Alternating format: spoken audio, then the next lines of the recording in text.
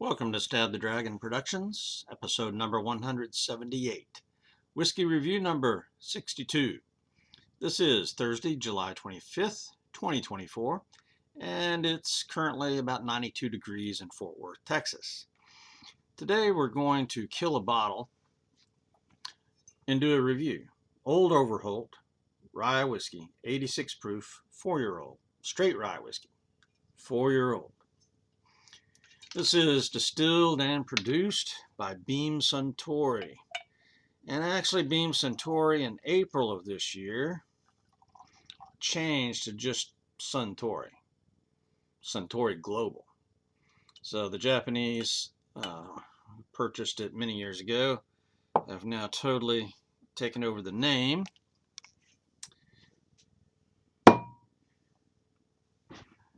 Beam Suntory or Suntory Global. This whiskey was distilled and bottled and all that in Claremont, Kentucky. And it's sold in Fort Worth for $19.99 at Specs, $20.99 at Goody Goody. Total Wine did not list it on their website, but I'm pretty sure that I have seen it at Total Wine. They didn't have any Overholt listed. This brand goes back to 1810.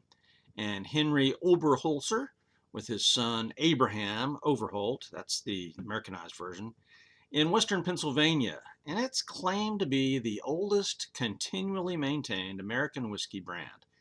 It also comes in 100 proof, bottled in bond, and the new A. Overholt Straight Rye Monongahela Mash edition coming in at 95 proof. Tasting notes: a bit of citrus, grassy, grain, rye notes, nice bite to it, though some may call it harsh. Reminds me of actually some blended scotches. Blended scotch to me has notes that are similar to rye whiskeys. Okay, so in my palate, I kind of make that connection. But I still think American whiskeys in general are bolder or harsher, depending on your point of view. Many would likely say that this whiskey should only be used in a cocktail. I prefer it neat, but I can see it working in a cocktail. My grade, I'm going to score it with an 80 on my scale, which is pretty rough, but it includes everything from history, bottle label, cocktail purposes, etc. So that's an 80. Letter grade, a B. And that focuses more on the enjoyment factor that I get from drinking it, the tasting notes and the whole drinking experience. So it's a solid B. My recommendation: I've almost always had a bottle of Old Overholt in my cabinet, either this 86 proof or the 80 proof originally, or the bottled in bond. I plan on replacing this bottle, probably with the bottled in bond again. Is this a great rye whiskey? No. And I can see whiskey snobs eschewing this one. I admit that, part of the reason I like it is its history, really. I am a bit of a whiskey nerd and romantic, and if I was studying whiskeys, well, this one would be, kind of at the top of the heap for American whiskeys, of whiskeys with a strong history. If I was offered a drink of this whiskey, I would always gladly accept it. If I was offered a bottle, though, I would probably accept it, but right now my cabinet is full. I really don't have any more space, and so I'd probably turn it down instead of trying to make room for it. But for $20, this is a very good value. Keep in mind, rye tends to be a bit more pricey and spicy. In other words, you can get better quality, lower priced bourbons than you can with ryes. Okay. Ryes are spicy. They're harder to work with as a distiller, and so the price on ryes is going to match the spice on ryes. It's going to be up there a little bit. This whiskey is probably typically used in cocktails, but again, I like it neat. So would I recommend this to a person who wants to maybe dip their toe in the rye whiskey world? It depends on their budget. If they said, man, I got to keep it under, around 20 bucks, then yes, absolutely. If they could afford just a little bit more, I might be recommending something like a Jim Beam rye for starters, or Old Forester rye for starters, or even Wild Turkey. So, but the price is a quality, and the quality of the whiskey is good. So that's what I would look at. But once you get around the $30 mark, there's a lot of rye whiskeys out there that are very good quality. So, but if cost is the overwhelming factor, then yeah, for $20, definitely recommend this. It's really maybe the least expensive rye whiskey available that I've been around. All right, let's go into some of the details about how I came up with my score. History, you can get 5 points, up to 5 points for history. Henry Oberholzer was a German Mennonite immigrant farmer who settled in western Pennsylvania along Jacobs Creek in 1800. He brought with him some German rye distilling techniques and equipment and made rye whiskey for his family and neighbors and friends. In 1810, his son, Abraham Overholt, pictured here on the bottle, right? That's Abraham Overholt. He turned the family still into a money-making business. The company grew, and by the 1840s, there were in fact newspaper ads for his whiskey in Baltimore, the nearest big town. By 1859, the A. Overholt and Company had built a new distillery 6 stories high and 100 feet long, so that's quite the building, producing 860 gallons of whiskey a day. That's quite the output. In 1881, Overholt's grandson, Henry Clay Frick, took on a couple of business partners, Andrew Mellon and Charles Mauck. Mellon went on to be the Treasury Secretary for President Warren G. Harding. The company took on the shorter name of Old Overholt in 1888 and became a nationwide brand. With Prohibition coming in the 1920s and the 18th Amendment, Andrew Mellon's help with the company, Old Overholt was one of the few whiskey brands allowed to continue selling product for medicinal purposes only, I'm sure. In 1932, the brand was sold to National Distillers Products. During World War II, Old Overholt, like all the other whiskey companies, was ordered to make industrial alcohol for the war effort. Much like in our day during the pandemic, the COVID days, a lot of distilleries made hand sanitizer, right? So same principle. After World War II, whiskey sales in America began to drop as America turned to vodka. So you had kind of the double whammy. You had Prohibition, and then you had the post-war switch to vodka and gin. But by the 1960s, Old Overholt was the only national rye brand left. Wow, that's just sad.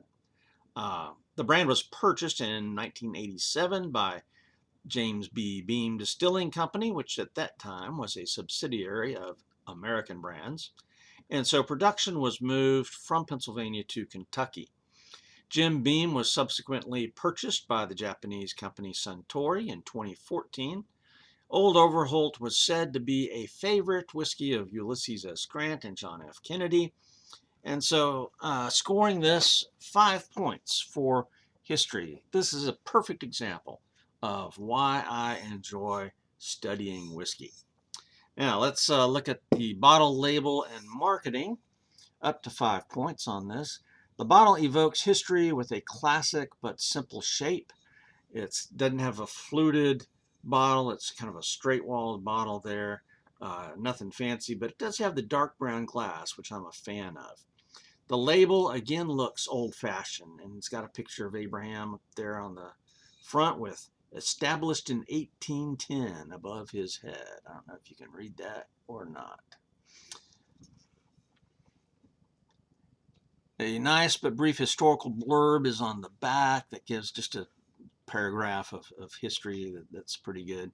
So really, for me, this is a perfect bottle for an old whiskey.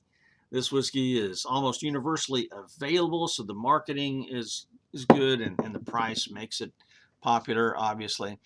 The website is quite good, but you have to go to Overholt Rye website. It doesn't show up on Jim Beam or Beam Centauri websites.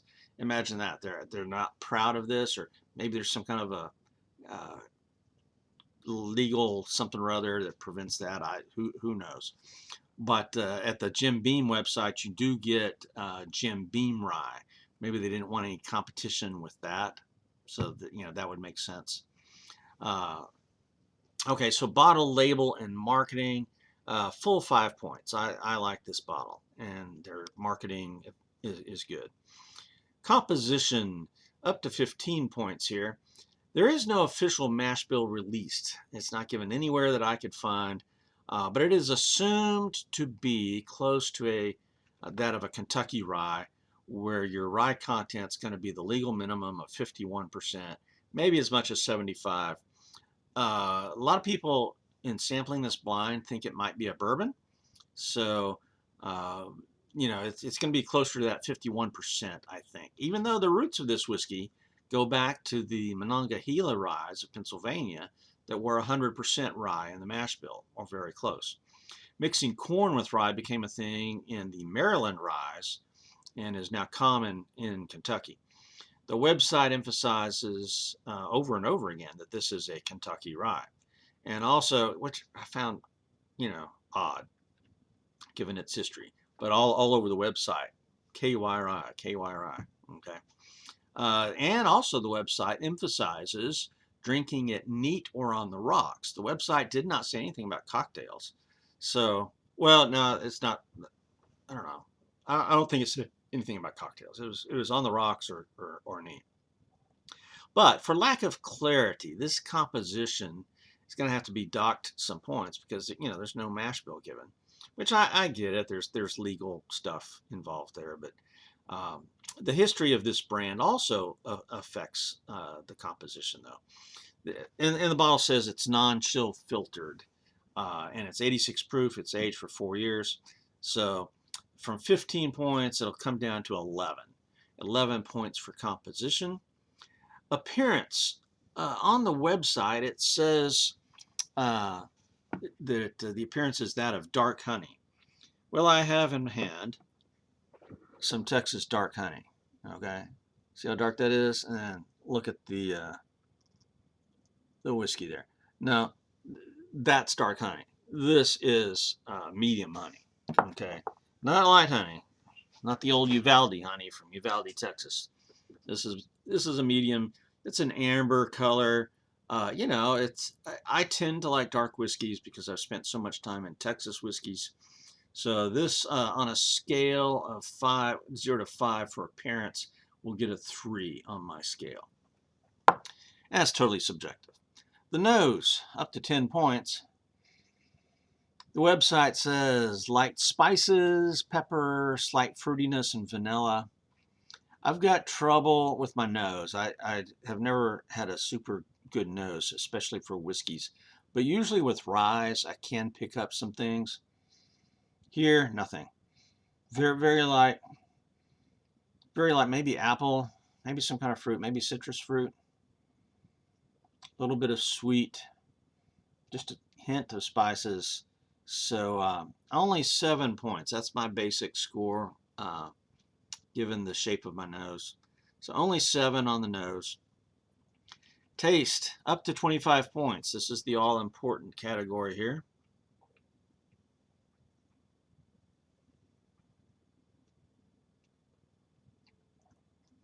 Now the website says it's got spice and deep dark fruits.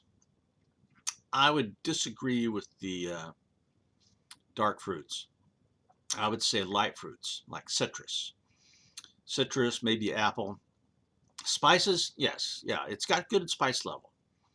I really like the spices here, and that's what drew me to rye. This is less sweet than bourbon, so really the dark fruits from the website, I don't see that at all. Okay.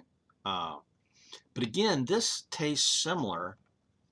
I see the relationship between this and the blended scotches that I've been focusing on lately. So, if you like blended scotches, you might like this. I'm just saying.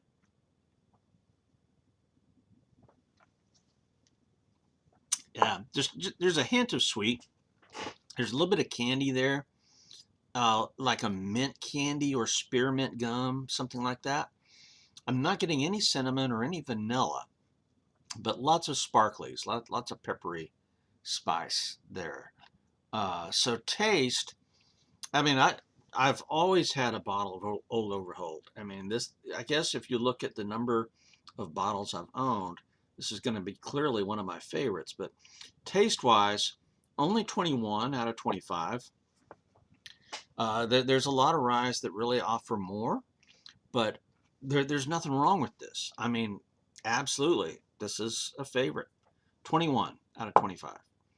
Mouth feel and finish, you can go 0 to 15 points. The website emphasizes full-bodied. Well, I'm not real sure what that means, but this is certainly not thin. It's got a decent mouthfeel, but full-bodied, man, I don't know. I'm saving full-bodied for some other whiskeys that are a little bit thicker. Okay, this is decent. It's got a mid-range. It's got a nice appropriate burn level. I like its spiciness and its tingles, the burn.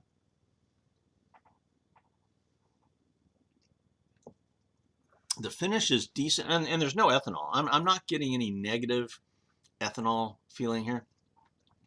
The finish is decent, but the website says, again, full-bodied and balanced and very flavorful. Balanced, yeah, I'll go with that. Full-bodied again, mid-range in length is not full-bodied finish. It's not real flavorful on the finish. The mint and the spiciness does linger for a while, but sometimes with rye I get this evergreen pine needle flavor. Well, here it's more of a in the mint range for sure, and that lingers for a decent amount, so it's not super long. I'm gonna say a medium finish there. So 12 out of 15 points for the mouthfeel and finish. Next question is neat or mixer for 5 points. I like it neat. I definitely would not drink it on the rocks. Me and iced whiskey usually don't go well together. The ice just takes away too much flavor. But I say that, okay, I could see drinking this. I haven't done this, but I would like to try now that I'm thinking about it. Mixing this with ice and a Topo Chico, which is a carbonated Mexican spring water, with a lemon wedge. I could see trying that. Absolutely. Or maybe with a Sprite, ginger ale, or 7-Up. Okay, definitely. I think that would work. This should hold up well at 86 proof in a cocktail like an old fashioned or Manhattan. I think it has enough flavor. I don't like cocktails that hide the flavor of a whiskey. I think this would hold up well with a cocktail. So again, it may be eschewed by whiskey snobs as a neat pour. They're not going to drink it neat necessarily because the competition is just too great for that good rye flavor. But for $20, absolutely, I like it neat, and it would absolutely, I think, be good in a cocktail. So 4 points for neat or mixer. Price, value, and availability, up to 10 points here. Sold in Fort Worth for $19.99 at Specs or $20.99 at Goody Goody. Total Wine, again, didn't list it, but I'm pretty sure it's been sold there. This whiskey seems to be ubiquitous. It's one of the few ryes at the $20 mark. I've only seen one other rye that I didn't even recognize, never heard of it before, for around 20 bucks. The rest of them are going to be just above that, like Jim Beam and Old Forester are going to be at that $23, $24 range. And then once you get up to 30, then, you know, it really opens up. But 20 bucks, this is the deal right here. So price, value, and availability, I'm going to say 9 out of 10 points. Quality wise, even though this I consider it to be good, other people are not. And so they would say, "Oh, Overholt, I'm sorry." You know, this actually happened to be on a whiskey forum on YouTube or on Facebook. People were making fun of me for liking Old Overholt. It's like, really? Come on. So I'll score it a 9 points for price, value, and availability. Bonus points, I love the history, the tradition, the bottle. The flavor's good. I enjoy drinking it. So yeah, 3 points for the bonus here. And that's how I got to a total of 80 points. Letter grade, solid B. You know, I would never hesitate to drink this if offered. Absolutely. And I do plan on buying another bottle. My recommendation then, if you have seen my Texas Rye Whiskey tournament, you know how much I love Texas rye whiskeys.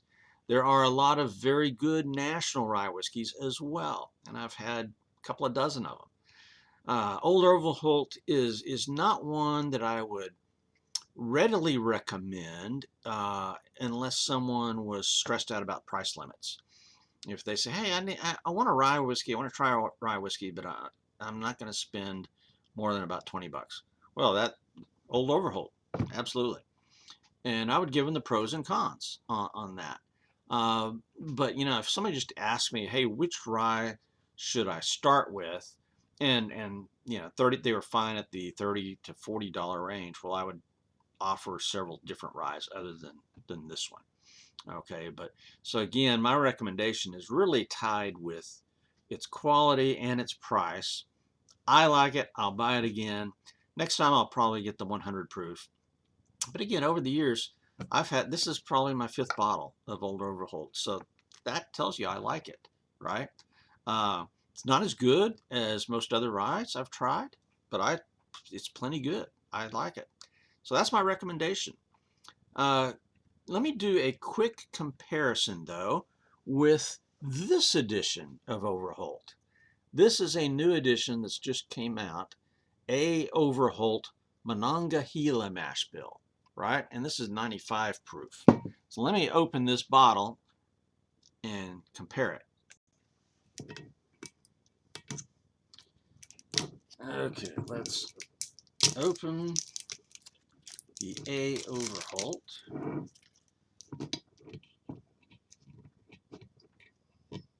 And it has a cork.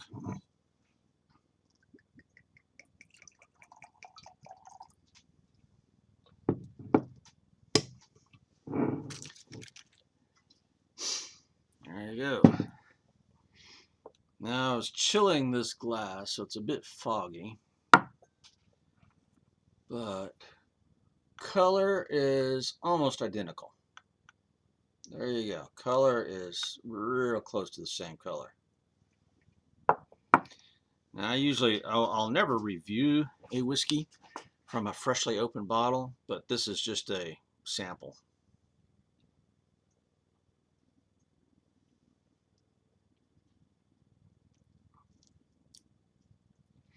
There are some clear differences. It's creamier. That's a straight rye, so it's got to be at least 2 years old, but there's no other age statement on there. So chances are it's not 4 like the other one. It is only 9 points higher on the proof range, but immediately the mouthfeel was noticeably better. Still getting some of that mint flavor, some of the apple and citrus flavor, a little grassy, peppery. I don't think it's as peppery as the other version. But this is still a very good drink.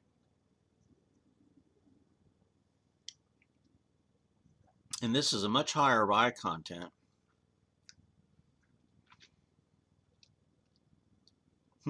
That'll be an interesting comparison. I'll have to study that some more. But for now, A. Overholt Monongahela Mash, pretty darn good. Well, I did this video because it was a bottle kill. I've been working on my Texas Ryes and just started the blended Scotch series. But my whiskey cabinet is full. I need to make room for some more Scotch, so I'm hurrying through some of my lesser bottles that have less in them. But I want to do some reviews of these before I say goodbye to them, hence the Old Overholt. I consider this whiskey historically significant and a really good value. It's been a long time favorite. Well, that's it for Stab the Dragon Productions, Thursday, July 25th, 2024. Out here.